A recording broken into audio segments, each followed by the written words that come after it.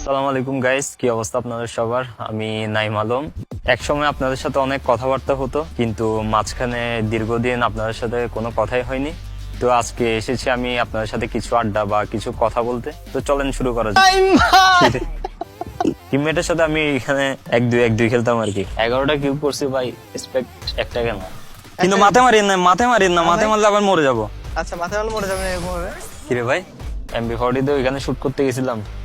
অস্কারও তো মনে হয় ছিল না আপনাদের টাইমে, তাই না? অস্কার না ভাই, এগুলো কি বলতেছেন আপনি? নাইম আলমের সামনে পুরো স্কোয়াড। নাইম আলম একটা হেডশট মারে। ও মাই গড, হোয়াট এ হেডশট! কাব্য ভাই। যার গেম প্লে শুধু ম্যাচ জেতায় তৈরি করেছিল ইতিহাস।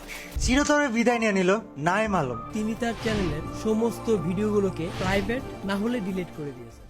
আচ্ছা, যদি প্রথম থেকে বলি, আমি 2018 থেকে 2023 পর্যন্ত অ্যাক্টিভ ছিলাম।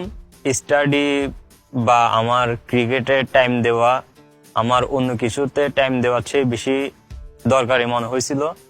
সে কারণে এটা একটা আমার জন্য কঠিন সিদ্ধান্ত ছিল, তাই স্টপ যাওয়া।